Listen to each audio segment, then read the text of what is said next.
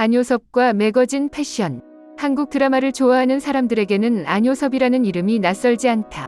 안효섭, 1995년 4월 17일 물결표, 은 대한민국의 배우이다.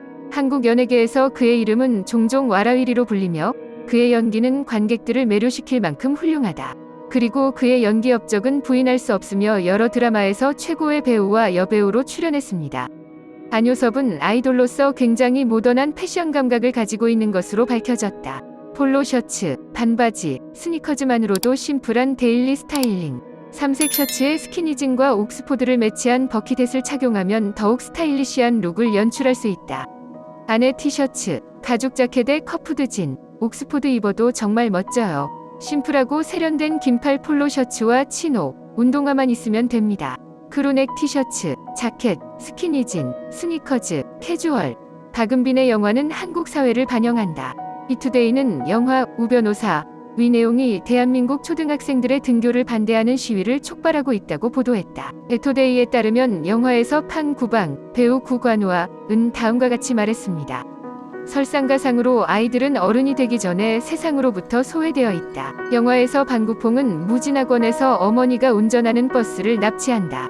그런 다음 등장인물은 차에 올라 학생들을 가까운 산으로 데려가 위안과 휴식의 희귀한 원천을 제공합니다.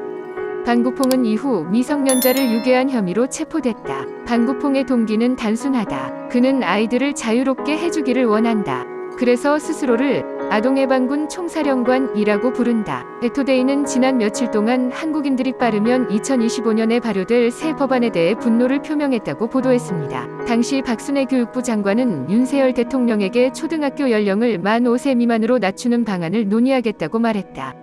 현재 한국 학생들은 6세, 한국 연령의 초등학교에 입학합니다. 아이들은 원한다면 일찍 학교에 갈 수 있습니다. 한국 아이들은 공부할 때 이미 스트레스를 많이 받고 있습니다. OECD 국가의 어린이 행복지수에서 1위를 차지하려면 치열한 경쟁을 해야 합니다. 많은 한국인들이 반구방에 말이 적힌 플래카드를 들고 한국 어린이들의 공경을 애도했다. 네티즌들은 한국 어린이들이 겪는 압박감을 표현한 점에 찬사를 보냈다. 고래, 박은빈의 러브스토리가 화제다. 11회 특검, 이상한 변호사 우영우 은 지난주 10회보다 1% 하락한 14.2%의 시청률을 기록하며 식어가는 모습을 보였다. 시청자들은 최근 사건들이 다루지 않고 창백해졌다고 느꼈고, 작가는 캐릭터의 친어머니인 오영우, 박은빈을 둘러싼 사랑과 논란에 지나치게 신경을 썼다. 그러나 영우준호 커플의 사랑스러운 순간은 여전히 모든 검색 1위를 차지하며 한국에서 네이버에서 가장 많이 본 클립이 되었습니다. 두 사람은 각자의 마음을 표현한 뒤 출근 전 서로를 기다리기, 영상통화로 만나기, 사무실 창문으로 손을 스눕히는 등 귀여운 액션을 자유자재로 소화했다. 특히 아버지에게 붙잡힌 영우와 준호의 입맞춤은 앞으로의 난관을 예고한다. 문지원 작가는 최근 인터뷰에서 영우는 자신만의 세계에 집중하며 성장했다. 그녀와 함께하는 것이 중요한 부분이었다. 두 사람의 러브스토리가 중요한 역할을 했다. 영화의 전반부가 그 과정을 그린다면 두 사람이 사랑에 빠지는 만큼 후반부는 더 깊어진 아픔을 보여줄 것이라고 전했다. 이 소식은 앞으로 용우가 겪을 공경에 대한 팬들의 우려를 불러일으켰다. 자폐증 때문에 멸시를 당했을 뿐만 아니라 준호와의 러브스토리를 막 알게 된 어머니에게도 거절당했다. 초반의 밝고 달달한 분위기와 달리 후반부는 눈물과 아쉬움으로 가득할 전망이다. 특히 11회에서는 교통사고 현장이 영우의 눈앞에 나타났다. 변호사는 신이 나서 준호를 껴안았다. 박은빈과 강태호의 폭발적인 연기는 자폐증 환자들의 고충을 여실히 보여주며 감동적인 장면을 선사했다. 박은빈 영화 논란? 최근 방송된 이상한 변호사 유인규 10회에서는 두 주인공의 첫 키스와 함께 유인규의 대사가 국내 네티즌들과 다른 반응을 불러 이목을 끌었다. 구체적으로 10회에서 우영우의 로펌은 강간 혐의를 받는 신혜영, 오혜수를 성폭행한 혐의를 받는 영정일, 이정원을 변호하는 역할을 맡는다. 종이 나이는 27세지만 정신 나이는 12-13세에 불과하다. 신혜영과 양정일은 장애인 행사장에서 만나 연인으로 발전했다. 문제는 정상적인 사람이 6학년과 같은 발달 연령인 경도 지적장애를 가진 사람과 성관계를 가진 후에 발생했습니다. 섹스를 마치고 집에 돌아온 쉔 허이아잉은 손을 긁고 피를 흘리며 입원해야 했고, 그녀의 어머니는 이를 알고 양쟁이를 꾸짖었습니다. 신혜영은 보고서에서 성관계를 할 때 불편함과 무서움을 느꼈다고 말했다.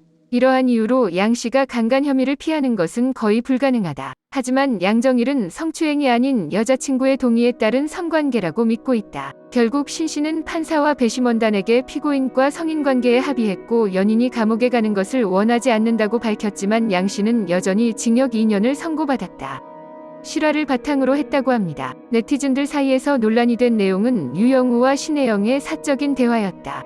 특히 그녀는 장애가 있어도 나쁜 사람을 사랑할 권리가 있다 고 말했다. 이번 사적인 만남은 신혜영이 우영우에게 신호를 보냈기 때문이다. 그녀는 남자친구를 비난하고 싶지 않다고 말했다. 그녀가 남자, 특히 쓰레기처럼 보이는 남자를 싫어했기 때문에 보고서에서 그렇게 하도록 강요한 것은 그녀의 어머니였습니다.